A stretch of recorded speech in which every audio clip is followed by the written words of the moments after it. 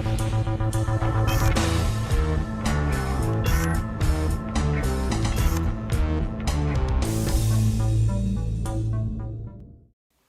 David Wilcock, and I welcome you to Disclosure.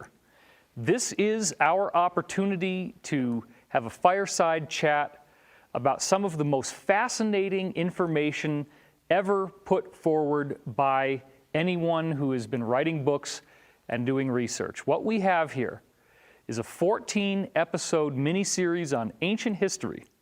If you think that you know all there is to know about ancient history, you may be very surprised. Never before have we had such an array of incredible talent put together in a synergistic sequence where one concept builds upon the next, and we have all these guys talking to you and talking to me, because I'm interviewing them, about some of the most fascinating mysteries in Earth's primordial past. Now, skeptics oftentimes believe that we have nailed down the truth. There's nothing more that really needs to be discovered, and that orthodox mainstream thought is infallible. This is much like a religion, the belief that what we know now is all we need to know. Skeptics also can be very aggressive and very sarcastic and shaming and demeaning in the way that they try to convey their opinions. We are not looking at anything here that requires us to suspend disbelief. We're not looking at fantasy, we're not looking at fiction, and we're not looking at something that was channeled by angelic beings from higher realms. We're looking at straight-ahead, hardcore empirical data that can be researched. Anybody has the opportunity. It's democratic. You can go out there, you can verify this stuff for yourself. The guy we're starting with today is Graham Hancock, and Hancock is specifically one of the most brilliant pioneers in the entire field of ancient civilizations. In 1995, he released Fingerprints of the Gods. I had it as soon as it came out. I'd already read 300 books by that point on this topic. I was blown away by what Graham Hancock had to say. In the traditional view, civilization begins with the so-called Fertile Crescent and Sumeria. And then it progresses forward to ancient Greece, and this is the first time that we have any really significant architecture and roads and systems of law. Some of that does occur in Sumer, but then it kind of grows into its fruition in ancient Greece. The new knowledge is the idea that there was a highly advanced ancient civilization before Sumer, before all of this stuff took place.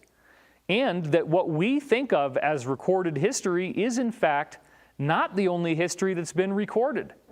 It's only the approved version of history.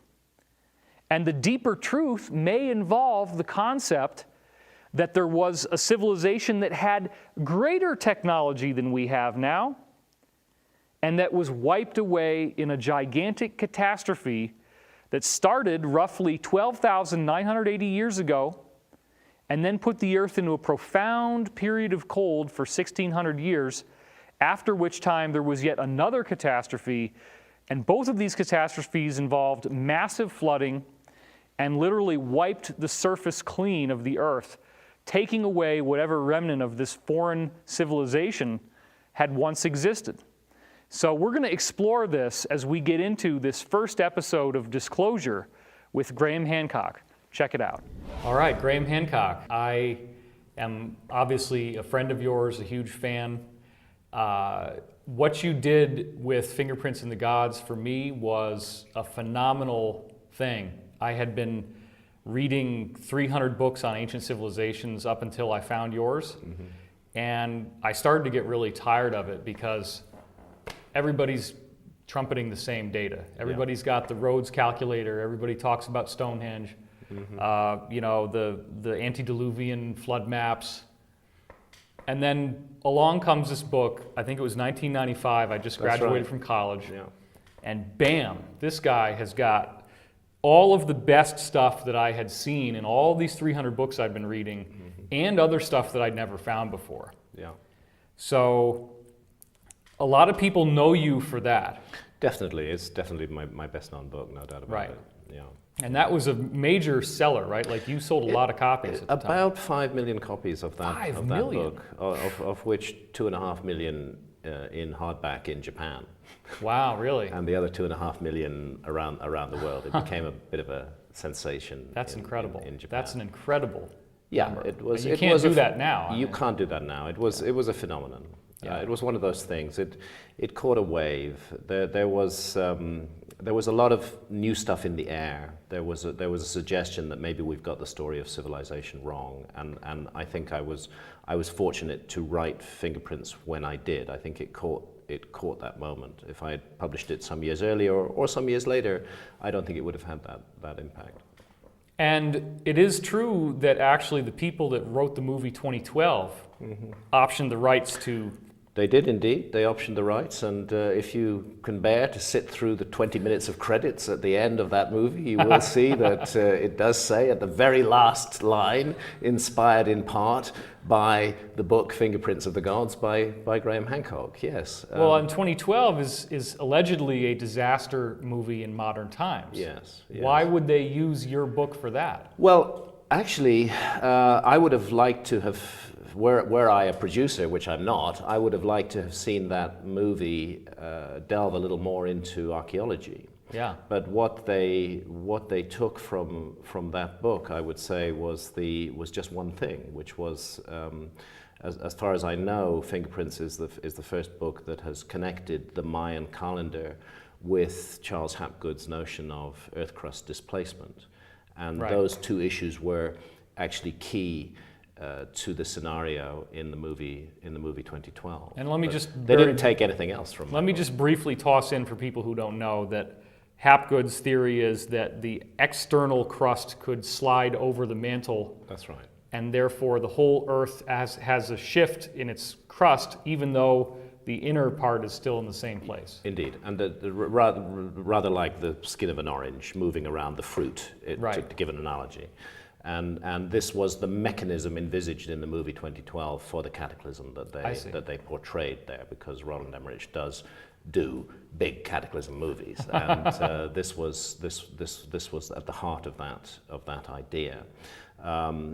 I think that I definitely would have liked to have seen more archaeology in the story, but they focused on the big effects and it seems strange that they would want to option Fingerprints of the Gods for a movie that only barely touches on 2 little data points in the book. As the project developed, their ideas of what they were going to do with the project changed, and they became more focused on the cataclysm and less perhaps on the backstory to the cataclysm. That's what they became focused on. So there may have been some Mayan calendar stuff in the earlier drafts of the script and that kind of thing. Yeah, and indeed. Okay. Yeah. Before we go into your story, because I want to do the whole arc, if you were going to try to briefly summarize what we learn from Fingerprints of the Gods, what would you say is the hypothesis or the goal of Fingerprints of the Gods? At the heart of it, that we are a species with amnesia, that there has been a major forgotten episode in human history, and we are not taking that forgotten episode into account in our understanding of who we are and why we're here.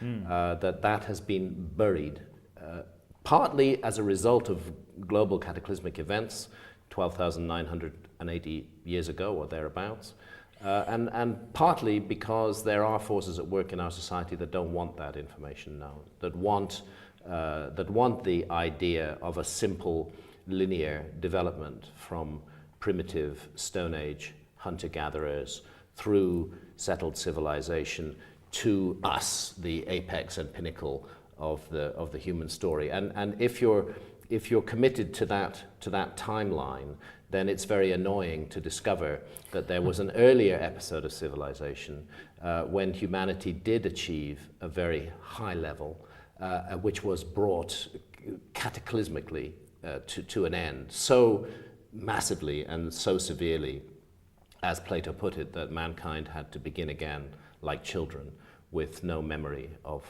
what went before. I think there are people who do have that memory, but I don't think they want it shared. So that's the message at the heart of Fingerprints of the Gods, I would say. the people who don't want this to be shared, it appears that there has been a narrative constructed in the average person's mind in which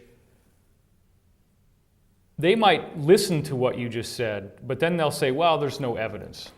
Yeah, because the whole institution of archaeology and mainstream history has set before the public, through the media, through the education system, a timeline for the story of human civilization. And that timeline has become embedded in the way that we think about ourselves. Right. And that timeline is this linear story from primitive cavemen to smart, super sophisticated, modern human beings, and that we're supposed to have gone through certain episodes of development. You know, we started to make agriculture. That agriculture provided the possibility for a leisure class who could become the priests and kings in the cities that were formed. And we went on from there. Yes, there were some ups and downs, but by and large, it's been a straight, clean story. And what disturbs that is the possibility that we've forgotten a whole episode of earlier civilization and new bits of archaeology that are coming out, like Göbekli Tepe in Turkey, which cannot be denied by the mainstream because mainstream archaeologists have actually found that archaeology. Themselves create ripples in this timeline and make it difficult to explain. You see, if you're telling people that hunter-gatherers were this very simple kind of society who were not capable of large-scale feats of engineering and construction, and then suddenly in the hunter-gatherer epoch, before anything like a city or a civilization is supposed to have existed, you have a very large-scale project with enormous stone circles and multi-ton megaliths being put up and requiring intense organizational skills, management of a workforce, a plan, all of that in place. It doesn't fit with the picture we've been given of what our ancestors are supposed to have been like at that time. And when I first went to Göbekli Tepe and talked to Klaus Schmidt, the excavator, who unfortunately has recently passed away, but I had an opportunity to spend 3 days walking around that site with Klaus Schmidt in 2013. And I said to him, what does it feel like to be the man who's discovered the site that's rewriting history? And he was very careful. He said, no, I prefer not to say it's rewriting history. I prefer to say it's adding a new chapter to history. That seems to me how mainstream archaeology is trying to finesse this. Right. That they still don't want their basic timeline, their basic story of human progress to be disturbed by this. They just want to fit it in to the existing model. I believe it won't fit into the existing model. It's going to overthrow everything.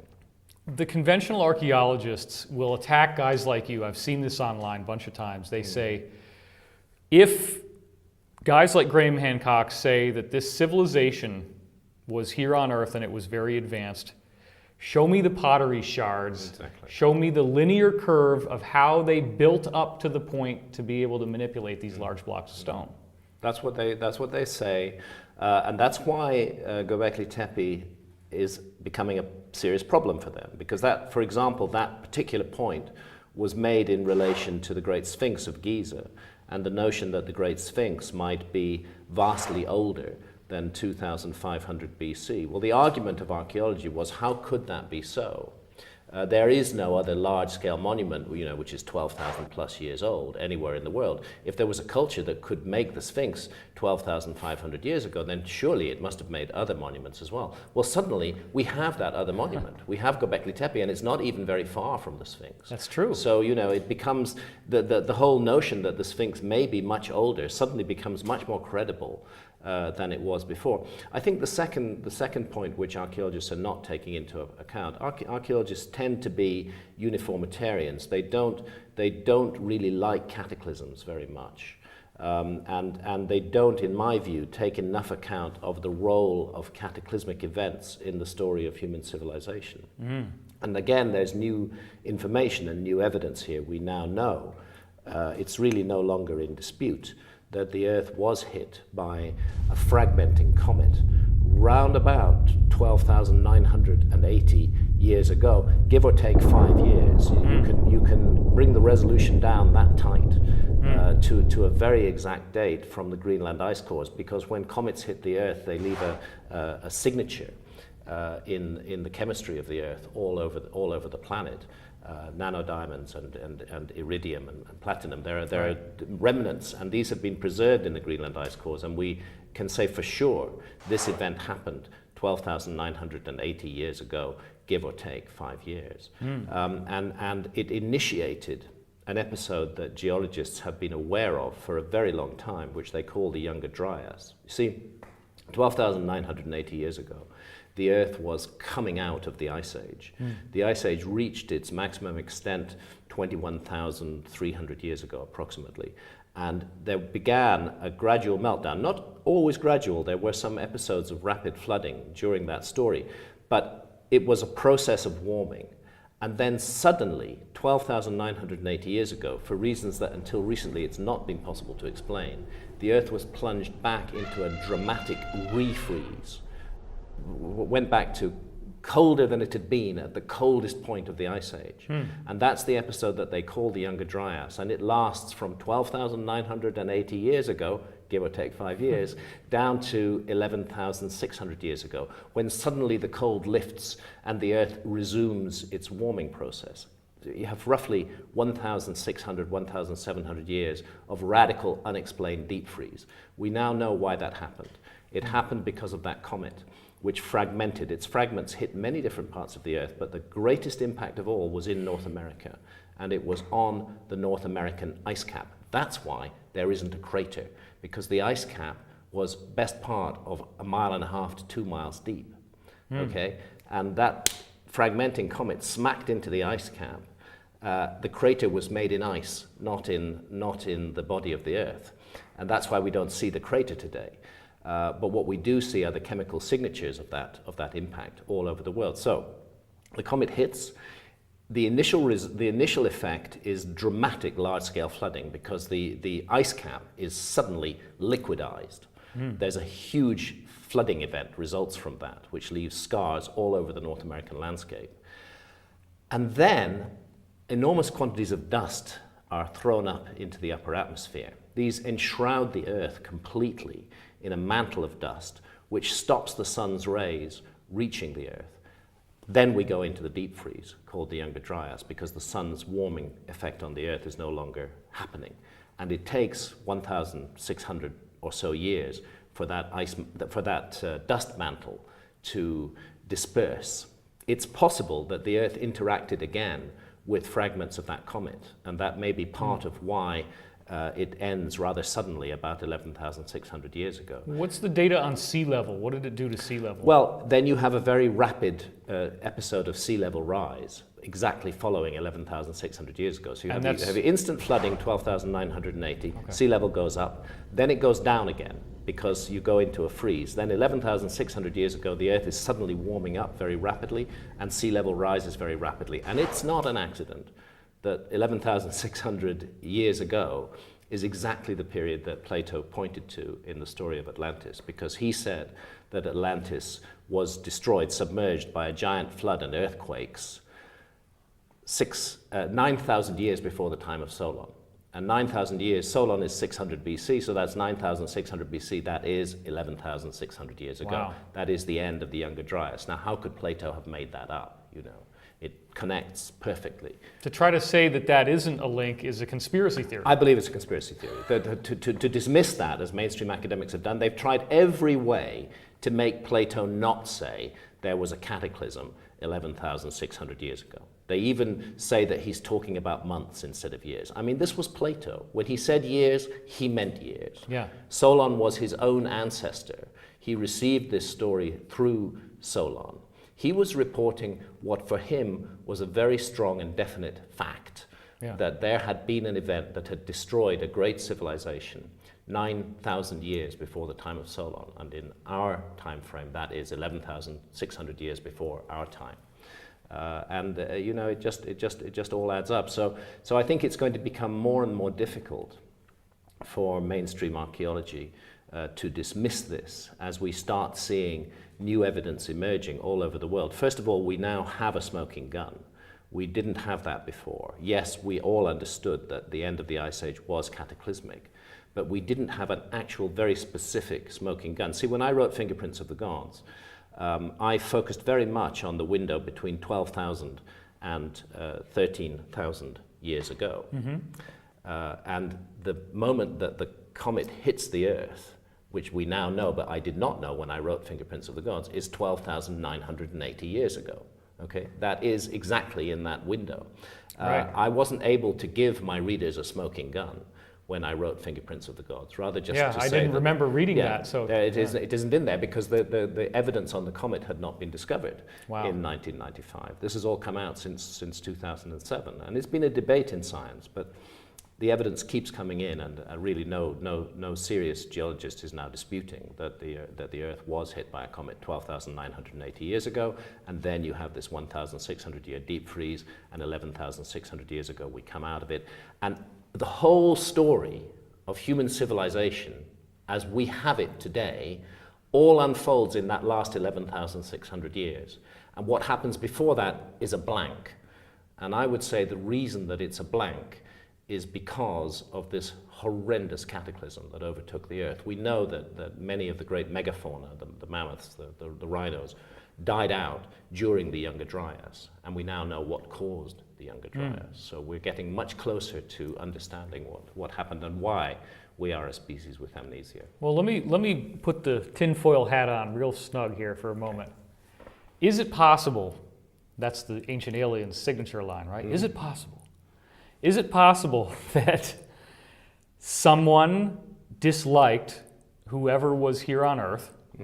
Maybe there was a war, maybe they had gotten themselves in a lot of trouble, and that somebody had the ability to take that comet and deliberately make sure that it was going to hit the ice cap?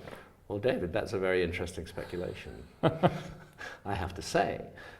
Because there are serious studies now being done unfortunately by the warmongers in our own civilization. One of the weapons they're looking at is how do we use an asteroid as a weapon? Right. How do we target an asteroid at our quote unquote enemies? What a shame, what a horror that human beings could even think that way, that our imagination could go in that direction, but maybe that's in our DNA in some way. Right. So it is not impossible. I can't sit here and say no, that's absolutely impossible. That somebody could have fired that comet at us or deflected it from its orbit to the point where it interacted with the Earth in cataclysmic ways. You and I spoke in the car on the way here about the Book of Enoch. And the Book of Enoch describes fallen angels, the Watchers, and that they interbred with humanity, that they created a race of giants, and that in the aftermath of that, Enoch was asked by the giants to talk to the Elohim, or God, and say, please don't wipe us out, because God, Elohim, said, you guys have become wicked and you need to be purged from the earth. And that apparently was the genesis of Noah's flood. Yeah. Do you believe that we're talking about the biblical flood here? Yes, I do, as a matter of fact. I think the biblical flood needs not to be seen in isolation. We need to understand that that is part of a global tradition of a cataclysmic flood. Often, by the way, accompanied by a radical deep freeze.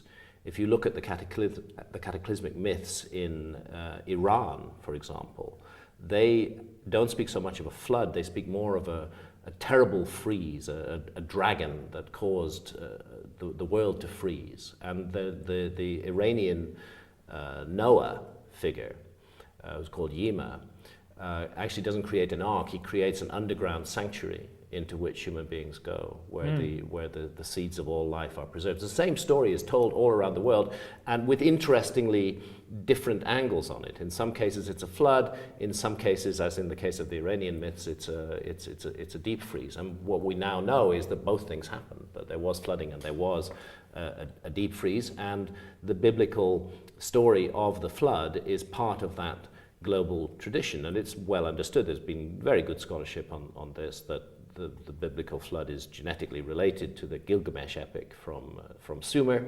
and really we're looking at one story told in a number of different ways. Well, I'm thinking of Rand and Rose Flemath and Yes. When the Sky Fell. Yes, yeah, brilliant book. Yeah. They did really fantastic work, and they were the ones who raised working with the Earth crust displacement theory of Charles Hapgood. They were the ones who worked with and brought before the public the notion that Antarctica might have been the home of the lost civilization.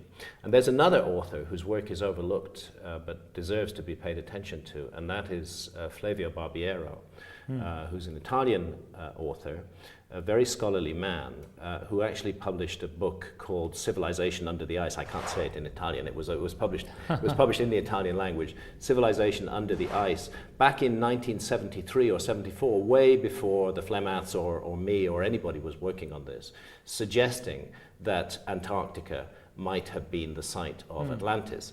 And what's interesting about Flavio Barbiero's work is that he connects this to a comet impact. Flavio Barbiero is looking at pole shift or Earth crust displacement, but he is considering the process that sets the Earth crust displacement in motion. And what he suggests is that the Earth is hit a glancing blow by a huge astronomical object, by a large comet, and that imparts the momentum that sets the crust in motion, or that creates the pole shift. So he was very, very far ahead of his time in that. There is a history to these ideas, and it's important to recognize Flavio's part in that. Have you looked into how long most of the stuff that we have now would last if there was a pole shift? I mean, because metal rusts away, right? It doesn't. Absolutely. I don't think that our civilization is very solidly founded. I think we could lose it all very rapidly. We are putting ourselves in danger in a number of ways, and one of those ways is the intense specialization of our civilization. That everybody is a specialist at something, but nobody knows how to do everything. You know, we're all very interdependent. We take so much for granted. There's food in the supermarkets, you know. Well, what does that all come down to? There's the concept called just in time with the delivery of food. We actually have about 3 days of food supplies in our cities. And if the supply line was cut, as it would be by a major cataclysm, you would have people starving in our cities within weeks, probably within days. It would be that bad. And you would then have riots, you would have massive civil disorder taking place. We've already seen it with what in these terms are very small scale events like Hurricane Katrina. The chaos that caused. Imagine that multiplied 1,000 times. Imagine a Katrina, but 1,000 times larger, affecting the advanced technological societies of our world. Imagine an event that raises sea level overnight 30 feet, flooding every coastal city in the world. Would our civilization survive that? I don't think so. I don't think we have the psychic resources to survive that. I think we're psychically very fragile. We're all very comfortable in our lives. We are all interdependent on others. Very few of us actually know how to survive. There are people who take survival seriously and who would know how to survive. But it's very interesting. If you look at the NASA satellite photos of the areas of the Earth that are lit up by electricity today. It's very beautiful. They call it the black marble, I think. You can see these wonderful, brightly lit areas, the United States, Europe, you know, India, also increasingly brightly lit. And then you can see other areas that are dark, like the Amazon rainforest, or like Central Africa. Completely dark and almost no electricity showing at all. And these images are taken by us as a sign of the advancement and achievement of our technology, that we can light up the world. But what I would say is that it's the people who live in the dark areas, they're the ones who would survive a coming cataclysm, because they know how to live off the land. And we have forgotten that skill by and large. So we're fragile. And secondly, we're impermanent. in the nature of the structures that we make. How many of our skyscrapers would still be there in 10,000 years' time? I don't think many of them would be. And if this was accompanied by gigantic earthquakes, as it easily could be, by large-scale flooding, we could be wiped from the face of the earth in a blink of an eye. And we would become the next lost civilization. Yeah, in the blink of an eye, we could all be wiped from the face of the earth. That's not exactly the most comforting thought, but look, I don't think that's what's going to happen to us this time around, so please don't think that I'm trying to peddle fear porn here, but it did happen before. There is absolutely conclusive evidence, as you saw, with the nanodiamonds, with the platinum, with the iridium that's been found. We know that there was some sort of impact. It could have been a comet, could have been asteroids. John Anthony West, as we'll see later, says that it might have been some kind of coronal mass ejection from the sun. But the point is there was a great catastrophe, a series of two. And what this means is that there could have been a highly advanced civilization that got completely wiped clean. And that means that all bets are off as far as whether we would ever be able to find really tangible evidence of the type that archaeologists want to have. There's some intrinsic human blockage that we have around the idea of a mega catastrophe of this scope. We don't want to think about it. It's too horrifying. Coming up in the next episode, we're going to be talking to John Anthony West. And specifically, I wanted to engage him on something that people don't usually ask him about. Everybody knows John Anthony West as the guy who essentially backdated the Sphinx to make it much older. And we'll talk about how he did that. But I also wanted to talk to him about really the core of his work, The Serpent in the Sky, which is this notion of this French researcher named Schwaller de Lubis. I tried to get through his book, Temple of Man, and as I say in the interview, I enjoyed the pictures. That's about as much as I could do.